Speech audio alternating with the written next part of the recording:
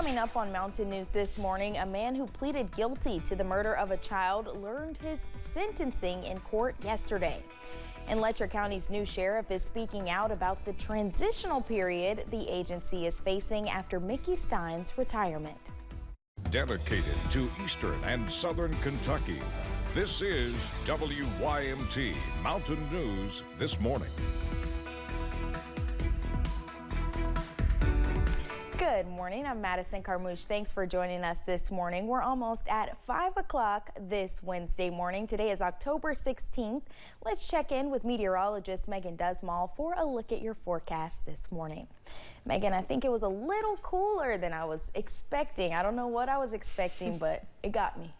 Unfortunately, it is a very cold morning. In fact, so cold that we're even seeing that frost advisories is something that we're looking out for this morning. And taking a look at our area, the frost advisories are covering most of us with the exception of Lee and Wise, Virginia, our Tennessee counties, and Lawrence, Kentucky, which has its own separate advisory. They're under a freeze warning, and this is until 9 a.m.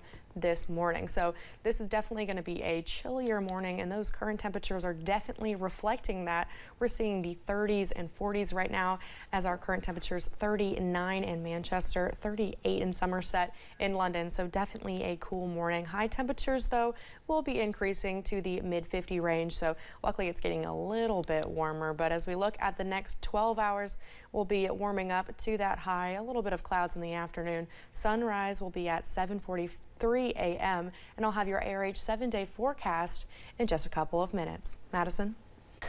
All right, Megan, thank you. Jury selection is underway in the federal retrial of a former Louisville police officer charged in the shooting death of Breonna Taylor. Prosecutors say Brett Hankinson used excessive force and violated Taylor's civil rights when he fired shots into her apartment in 2020 during a botched police raid. The federal case was tried last year, but when the trial ended, the jury was deadlocked and the judge ordered a mistrial. A judge sentenced a Whitley County man who killed a 3-year-old last year to life in prison. Jordan Taylor pleaded guilty in the 2023 death of 3-year-old Amora Smallwood. He admitted to charges of murder, sodomy, and strangulation. The guilty plea meant Taylor avoided the possibility of a jury giving him the death penalty. At the end of yesterday's hearing, Taylor's attorney questioned if the death penalty would have been a legal option because of Taylor's IQ. What else could he be? I mean, he's a monster. He got a sentence he deserves. To the extent we can give him that in this building. Amora's mother, Alexandra Ward, faces complicity to murder charges. Her trial is scheduled for March. A London man has been arrested on charges related to child sexual abuse material. The arrest of Logan Barber was the result of an ICAC investigation. That investigation was launched after police say it was discovered Barber had been sharing images of child sexual exploitation online. Barber is charged with 41 counts of distribution of matter portraying sexual performance by a minor under the age of 12. He was taken to the Laurel County Correctional Center. A Pike County man is charged in connection with his mother's death. On Monday, Kentucky State Police responded to a home on Old Wagner Station Road in the Coal Run Village area. 75-year-old Paulette Mullins was found with a gunshot wound and pronounced dead. Her son, 59-year-old Alex Uhas, was arrested after several hours of negotiating with several officers that responded to the scene.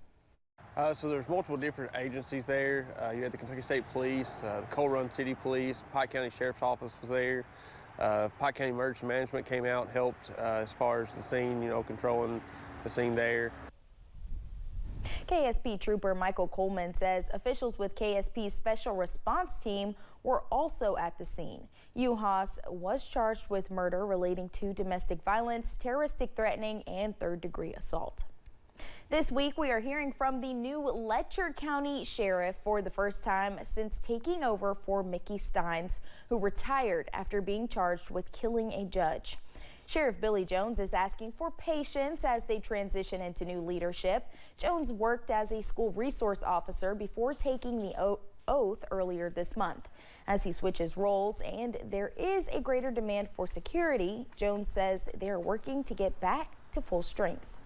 We had two road deputies at the time. Now since I've came down from the high school, I've had to assign a deputy up there. Deputy Alan Borams is now the new school resource officer.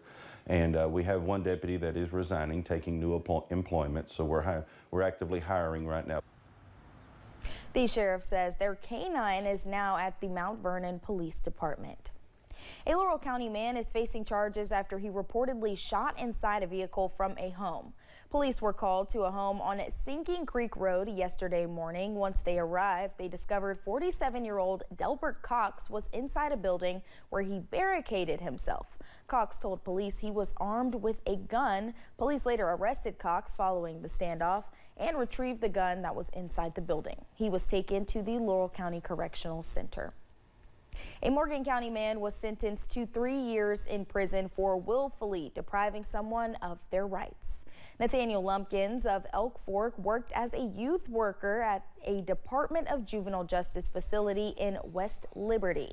In his plea agreement back in 2019, Lumpkins admitted to violating the civil rights of a 15-year-old at Woods Bend Youth Development Center using unreasonable force on the victim, which led to the teen having their arm broken. A Bureau of Prisons employee has been arrested and charged following a complaint of unlawful sexual contact. William Thomas was assigned to the United States Penitentiary in McCreary County. Following the complaint against Thomas, he was placed on administrative leave.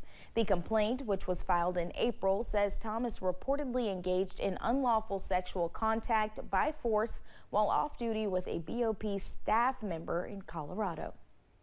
Monday, the Laurel County Courthouse was evacuated following a bomb threat. The threat was initially sent to media outlets, including WYMT. And with that, you may be wondering, what charges could someone face following an incident where a fake bomb threat is reported? In Kentucky, that person could face charges under the terroristic threatening statute. This can be categorized into 3 different types: a Class C felony, which is first degree, a Class D felony, which is second degree, or a Class A misdemeanor, which is third degree. A Class A misdemeanor could result in up to 1 year in jail along with a fine. A Class D felony could result in anywhere between 1 to 5 years in prison with a fine, and a Class C felony could result in the possibility of 5 to 10 years in prison with a fine. Thanks for getting your day started with us here on Mountain News this morning. When we return, a gubernatorial candidate from North Carolina is suing CNN, saying the company led a defamation campaign against him. Frost, freeze, words we don't want to hear. I'll have more information on what you'll be seeing this morning in a couple of minutes.